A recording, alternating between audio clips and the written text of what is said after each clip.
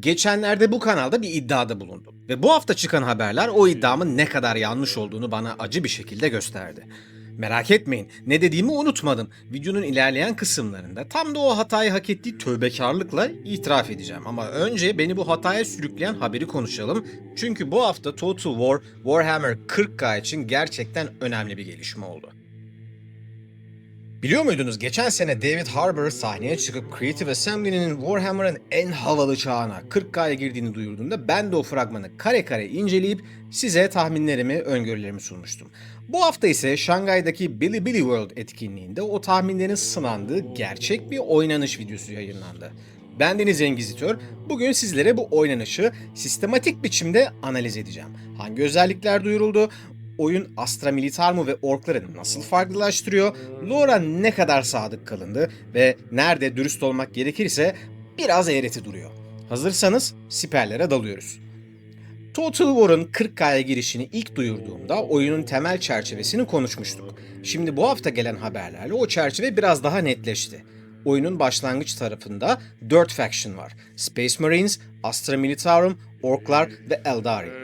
Ve bu benim için en heyecan verici detaylardan biri. Faction liderleri arasında bizzat Komiser Yarrick ve Ghazghkull Maguruk Thraka var. Evet, doğru duydunuz. Armageddon videomu izleyenler bu ismi çok iyi tanıyorlar. Bu iki ezeli düşman artık sadece masa üstünde değil, stratejik bu oyunda da birbirlerine karşı vuruşacaklar.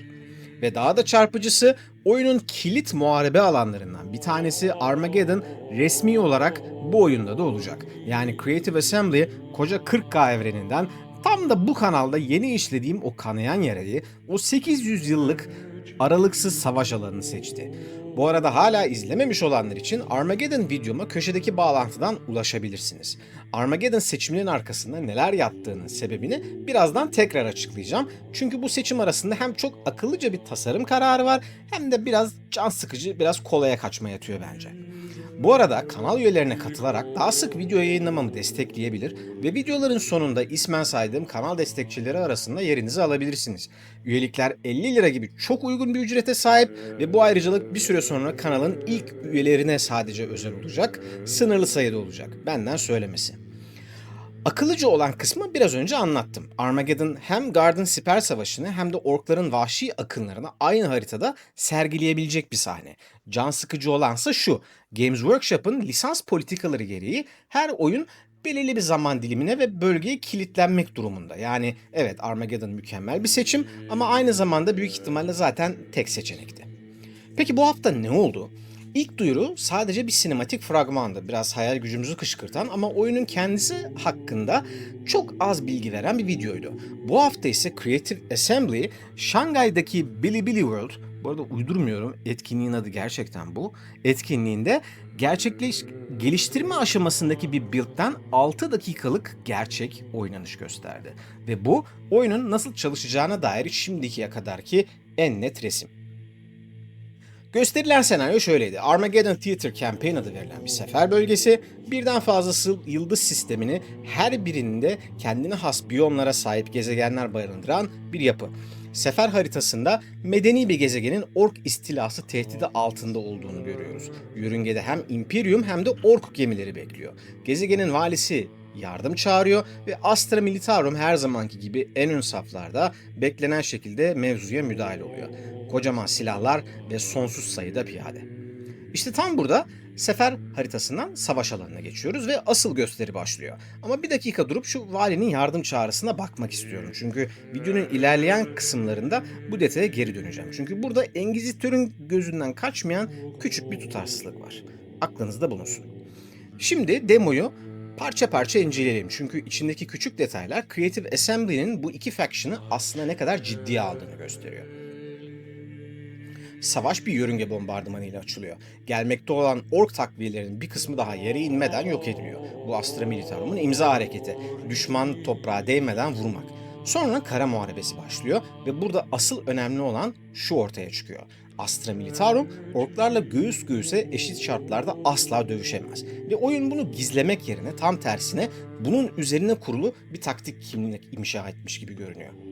Sağ kanatta Scout Sentinels keşif ve pusu görevinde hedefe göre autocannon, ağır alev makinesi ya da füze rampası arasında geçiş yapabiliyor. Merkezi Cadian Shock Troopers ve elit Kasrkin tutuyor. Siperlerden ve korunaklı mevzilerden ateş ederek hattı tutuyorlar. Ve yakın dövüşe girmeye gönüllü olan tek birim ise Ogrynler. Cüssesi kadar yüreği de dev gibi iri kıyım askerler. Bu bir tesadüf değil. Masaüstü oyunundaki Guard kimliğinin dijital ortama birebir taşınması. Guard düşmanla kılıç kılıca gelemez. Gelse de ayakta duramaz. Onlara gövde, silah ve tutunacak bir zemin verirsiniz ve onlar da tam olarak bunu yaparlar. Hattı tutarlar. Sol kanatta ise arazinin ne kadar belirleyici olduğunu görüyorsunuz ki bu zaten Creative Assembly'nin çok iyi yaptığı bir şey. Bir Baneblade bir köprünün üzerinde konuşlanmış ve suyu kullanarak orkları tek dar bir koridora sıkıştırıyor. Düşünsenize koca bir süper ağır tank sadece orada durarak bütün nehri stratejik bir duvara çeviriyor. Sonra imparatorluk zırhlıları yani tanklar kendi ikmal hatlarının içinden geçerek orklara ölümcül bir çapraz ateş açıyor. Bu Total War serisinin klasik sinematik anlarından bir tanesi. Oynanıştan doğal olarak çıkan ana film sahnesi gibi hissettiren türden bir sahne. Ork tarafında ise beklediğimiz gibi bir kaos var.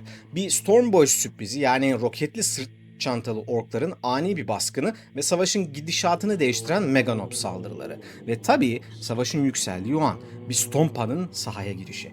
O dev iki ayaklı ork savaş makinesinin sahneye çıkışı savaşın ölçeğini bir anda bambaşka bir seviyeye çıkarıyor.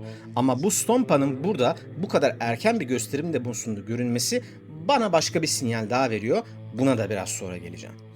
Peki bütün bu kaos nasıl bitiyor? Bir Lance Strike yani yıkıcı bir yörünge bombardımanıyla. Astra Militarum zaferi kazanmak için yörüngeden destek alıyor. Yani savaş gökten inen bir ork güruhuyla başlarken gökten inen bir bombardımanla sona eriyor. Ve arada kalan her şey o bombardımanlar arasında hayatta kalma mücadelesi olarak kayıtlara geçiyor. Şimdi söz verdiğim gibi biraz önce gözüme çarptığını söylediğim tutarsızlığa geri döneceğim. Çünkü her şeyi övmek objektif bir engizitöre yakışmaz. Biliyorsunuz Engizisyon'un gözünde hiç kimse masum değildir. Demoda gördüğümüz şey şu. Bir gezegen valisi yardım çağırıyor ve imparatorluk kuvvetleri neredeyse anında tam zamanında bir yörünge bombardımanıyla sahneye giriyor. Oynanış açısından bu gayet mantıklı. Bir oyuncunun dakikalar boyunca acaba yardım gelecek mi diye beklemesini kimse istemez. Ama lore açısından bakınca beni biraz rahatsız etti. 40K'nın bütün ruhu hatırlarsınız tam da bunun tersi üzerine kurulu. İmparatorluğun adaleti çoğu zaman çok geç gelir. Bir gezegen yardım çağırır, astropatlar mesaj yollar, bürokrasi işler ve genellikle o gezegen ya kendi başının çaresine bakar ya düşer ya da çok az yardım alır. Yardım geldiğinde genelde işten çoktan geçmiş olur. Bu Guard'ın bütün trajedisini, o sıradan insan kahramanlığının temelidir aslında. Armageddon'ın kendi tarihinde bile ki bunu Armageddon videomda uzun uzun anlattım. Yardımın ne kadar geç, ne kadar sancılı geldiğini hatırlarsınız. Oysa demoda bu bürokratik gecikme, bu umutsuzluk neredeyse yok sayılmış. Yardım tam zamanında sorunsuzca geliyor. Şimdi bunun bir oyun tasarım zorunluluğu olduğunu anlıyorum ve bu seçimi kabulleniyorum. Bir strateji oyunu, hele ki Total War gibi bir strateji oyunu oynanabilir bir ritim ister. 2 saatlik bir bürokrasi simülasyonu değil. Ama bu benim gözümde 40K'nın o kasvetli, umutsuz tonunu biraz inceltiyor. Umarım sefer modunda Imperium'un bu idare edilemez büyüklüğünü ve her şeyin geç, ağır harekete geçişini bir şekilde anlatmayı başarırlar. Bu eleştirimi bir kenara koyacak olursak geri kalan tasarım kararları gerçekten çok sağlam duruyor. Çünkü Warhammer temalı stratejik oyunlarda sık düşülen bir tuzak var bence. Her orduyu birbirine benzeyen bir yakın dövüş yığınına indirgemek, üstüne farklı bir görsel kaplama geçirip oyun olarak sunmak. Ve Imperial Guard yani Astra Militarum genellikle bu tarz tuzaklardan en çok zarar görebilecek faction olur. Çünkü onun bütün kimliği zayıf ama sayıca çok ilkesine dayanır. Bu demo bize gösterdi ki Creative Assembly, Games Workshop ile uzun yıllardır sürdürdüğü dirsek temasının da faydasıyla bu tuzağa düşmemiş. Guard'a beden, silah ve tutunacak bir sebep vermişler. Tam da tabletop'ta olması gerektiği gibi. Ork tarafında ise tam tersi bir felsefe işliyor gibi görünüyor. Ham güç, sayı ve kaos. İki faction birbirine taban tabana zıt iki oyun deneyimi sunuyor ve bu iyi bir asimetrik savaş stratejisi oyununun tam da aradığı şey. Şimdi geldik size en başta vaat ettiğim o hataya. Geçen seferki videomda ilk fragmanı incelerken şuna benzer bir şeyler söylemiştim. Bu tür Warhammer stratejik oyunlarında Imperial Guard'ın genellikle sığ, arka planda kalan bir faction olarak ele alınabildiğini ve Creative Assembly'nin de asıl ağırlığı Space Marine'lere vereceğini iddia etmiştim. Çünkü kabul edelim Space Marines Warhammer 40K'nın göz bebeği. Ve bu hafta gördüğüm oynanış beni bu konuda en azından şimdilik yalanladı. Guard bu demoda ana karakterdi. Kendi kimliği, kendi taktik felsefesi, kendi kahramanları ki Yarrick buna dahil ile tam teşekküllü bir faction olarak sahnedeydi Imperial Guard. İtiraf ediyorum, yanıldım ve nadiren yanıldığım için bu kadar mutlu olduğum bir an olmamıştı. O yüzden şimdi de şu Stompa meselesine geri dönelim. Çünkü buna da söz vermiştim. Bir Stompa'nın bu kadar erken bir gösterim demosunda sahneye çıkması bana şunu söylüyor. Creative Assembly, bekleyin, bu oyun küçük çaplı çatışmalarla sınırlı değil, epik ölçek var ve çok daha fazlasını sizlere göstereceğiz diyorlar bence. Ki ilk lansmanda da aslında bunun ipuçları vardı. Pazarlama açısından da akıllıca ama gerçek oyunda bir Stompa'nın ne kadar pahalı, ne kadar nadir bir birim olacağını henüz bilmiyoruz. Yani gördüğümüz muhtemelen sahnenin gösteri kısmı, dengeli oynanışın tamamının kendisi değil. Haziran ayındaki ilk PC Gaming Show duyurusunda Astra Militarum'un tam kadrosuna dair de bilgiler gelmişti. Cadian Shock Troops, Kasrkin, Ogryn, Sentinel'ler ve ağır zırhlı birimler arasında elbette ki Baneblade. Ork tarafında ise bildiğimiz Boys, Gretchen, Storm Boys, Death Threats ve Stompa'lar duyurulmuştu. Ve bir sefer notu daha. Geliştiriciler oyuncuların birden fazla gezegende her biri kendi arazisi ve biyomuyla savaşacağını da doğruladılar. Bendenizin görebildiği kadarıyla Creative Assembly 40K Total War'a uymayacaktır diyenleri susturacak bir iş yapmış. Ama asıl soru şu, siz hangi faction'ı oynayacaksınız? Astra Militarum'un fedakar disiplini mi yoksa orkların çığırından çıkmış kaosu mu? Hangisinin daha keyifli olacağını yorumlarda tartışalım. Önümüzdeki günlerde bu oyunla ilgili yeni detaylar geldikçe sizleri bilgilendirmeye devam edeceğim. Bu video hoşunuza gittiyse beğenmeyi ve ilgisini çekeceğini düşündüğünüz arkadaşlarınızla da paylaşmayı lütfen unutmayın. İmparator korur.